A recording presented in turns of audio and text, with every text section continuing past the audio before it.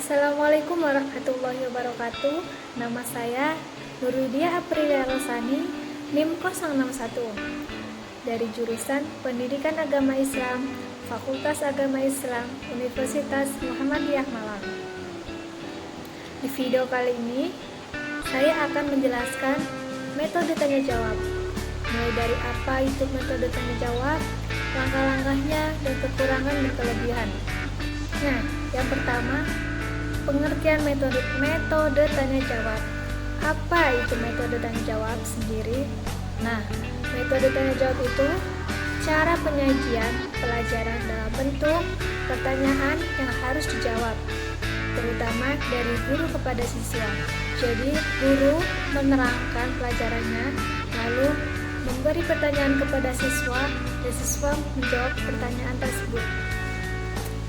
Nah, hal ini juga sependapat dengan Sudirman yang mengartikan bahwa metode tanya jawab adalah penyajian pelajaran dalam bentuk pertanyaan yang harus dijawab, terutama dari guru kepada siswa, tetapi dapat pula siswa kepada guru.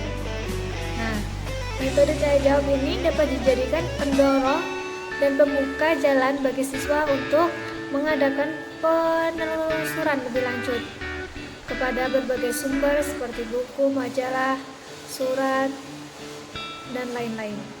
Setelah saya menjelaskan apa itu metode tanya jawab, saya akan memaparkan hal-hal yang harus diperhatikan dalam menggunakan metode tanya jawab.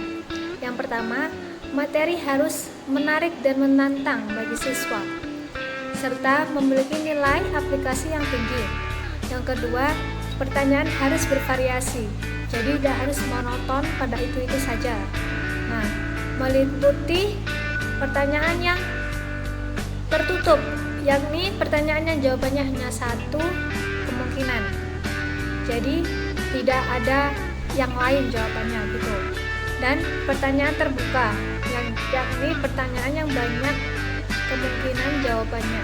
Jadi jawabannya itu ada yang banyak, jadi nggak harus itu saja gitu. Yang ketiga, jawaban pertanyaan tidak diperoleh dari penyempurnaan jawaban-jawaban siswa. Yang keempat,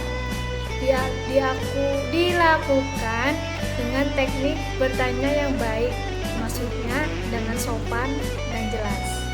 Nah, dapat disimpulkan dari pembahasan yang saya paparkan tadi, bahwasanya metode tanya jawab adalah suatu metode pembelajaran yang dilakukan dengan cara pengajuan pertanyaan yang mengarah kepada siswa guna untuk memahami materi pelajaran dalam rangka untuk mencapai tujuan pembelajaran. Kemudian, langkah-langkah metode tanya jawab. Apa aja sih langkah-langkahnya?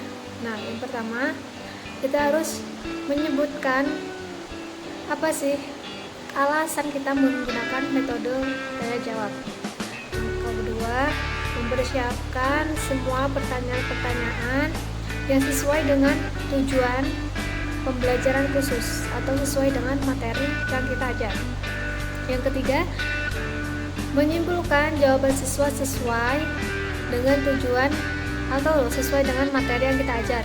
Yang keempat, memberi siswa kesempatan untuk bertanya hal-hal yang belum dipahami terhadap materi tersebut.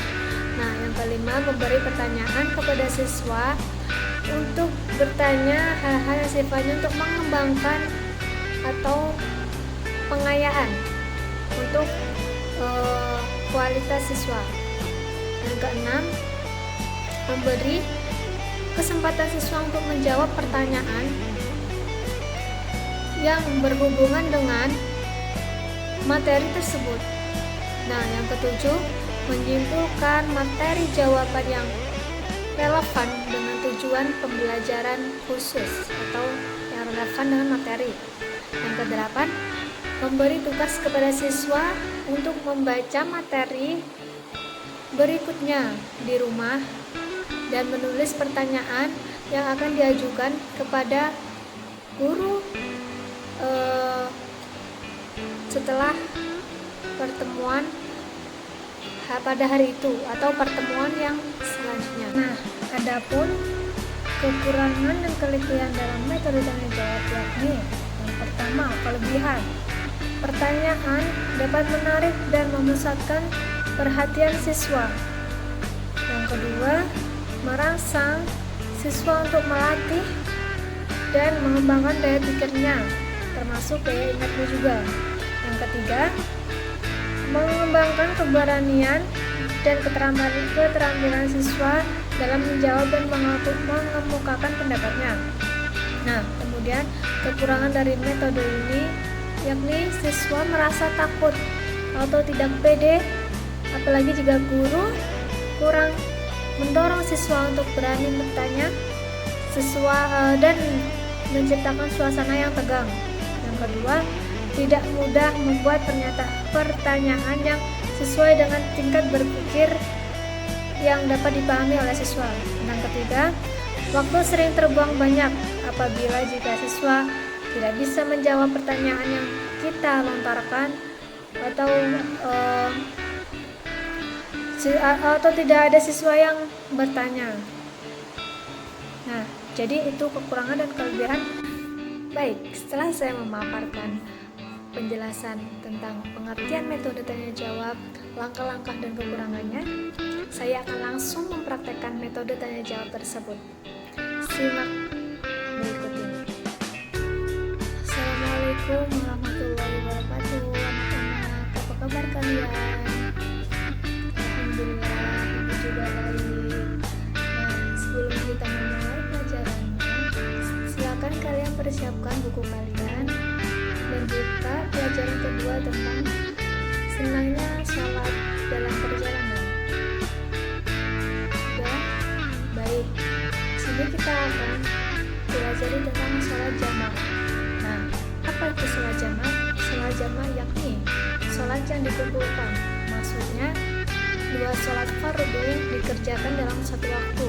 Misalnya, sholat zuhur dengan sholat asar, sholat maghrib dengan sholat isya. Nah, bagaimana dengan sholat subuh? Nah, dengan sholat subuh itu 2 rakaat, jadi kita tidak boleh menjamaknya. Nah, bagaimana yang diperbolehkan? Apa saja sih syarat orang dalam menjamak? Nah, yang pertama, perjalanan bukan untuk maksiat. Yang kedua, jaraknya jauh, sekurang-kurangnya 80 km atau 16 farsah atau lebih. Nah, cara sholat jamak yaitu ada 2 macam, yaitu jamak takhir dan jamak taqdim. Yang pertama, jamak taqdim, yakni mendahulukan sholat yang pertama, yakni sholat zuhur sebelum asar, yakni sholat asar dikerjakan pada waktu zuhur. Yang kedua, maghrib sebelum isya, yakni sholat isya dikerjakan pada waktu sholat maghrib. Nah, yang kedua, berniat jamak yang dilakukan pada sholat yang pertama, yakni semisal kita sholat jamak zuhur, jadi kita harus niatnya pada awal sholat zuhur. Yang ketiga, berturut-turut antara keduanya, yaitu tidak boleh diselingi dengan sholat sunnah atau perbuatan yang lainnya. Jadi setelah kita sholat zuhur, langsung kita melangsungkan sholat isyanya kita. Jadi gitu anak-anak. Nah, yang kedua, jamak takhir. Jamak takhir ini ketika masuk waktu sholat yang pertama, berniat akan melaksanakan sholat yang pertama di waktu yang kedua. Misalnya, sholat zuhur dikerjakan pada waktu asar, jamak takhir. Jadi kebalikannya gitu loh anak-anak ya. Nah, yang kemudian sholat qashar. Pengertian sholat qashar yakni sholat yang bilang rakaatnya diringkas, yaitu sholat fardu yang 4 rakaat dijadikan 2 rakaat saja. Nah, apa sih syarat qashar itu? Nah, dalam orang yang berpergian jauh atau musafir biasanya ini mengqashar sholat. Nah, ini diperbolehkan. Nah, dengan syarat bukan perjalanan maksiat, jarak jauh sekurang-kurangnya 80 km atau 16 farsyah. Yang ketiga, sholat yang diqashar hanya sholat yang 4 rakaat saja, yaitu zuhur, asar, dan isya. Sedangkan sholat subuh dan maghrib tidak boleh diqashar. Yang keempat, berniat qashar ketika takbiratul ihram. Yang kelima, tidak bermakmum kepada orang yang bukan musafir. Jadi harus sama-sama yang musafir. Jika ada imam yang dia bukan musafir, jadi itu tidak boleh kita untuk ikut sholat dengannya, karena itu bukan musafir, jadi harus sama-sama musafir. Baik anak-anak, dengan Bu Guru yang salah, anak setelah Bu Guru jelaskan semua materi tentang apa sih itu sholat jamaah dan qashar, mungkin anak-anak ada yang ditanyakan. Kalau tidak, saya akan bertanya. Baik, kamu, saya akan bertanya,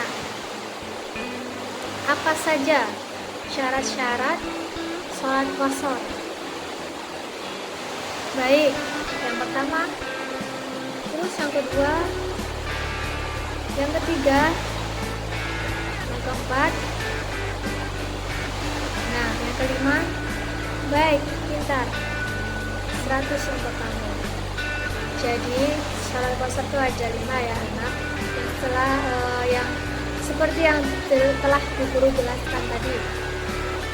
Baik, iya kamu bertanya, silahkan. Oh ya, jadi ada hadisnya, hukumnya itu diperbolehkan pada firman Allah pada surat An-Nisa ayat 101, yakni Bismillahirrahmanirrahim, wa idza darabtum fil ardi wa laisa 'alaikum janahun am tasawru minal sholat, yang artinya, dan apabila kamu berpergian di muka bumi, maka tidaklah mengapa kamu mengqashar sholat. Gitu. Nah teman-teman, itulah contoh praktik metode tanya jawab yang telah saya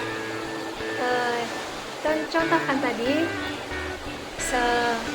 Maaf bila video ada kekurangan dan atau ada kelebihannya, mohon maaf. Sekian dari saya. Wassalamualaikum warahmatullahi wabarakatuh. Terima kasih sudah menonton.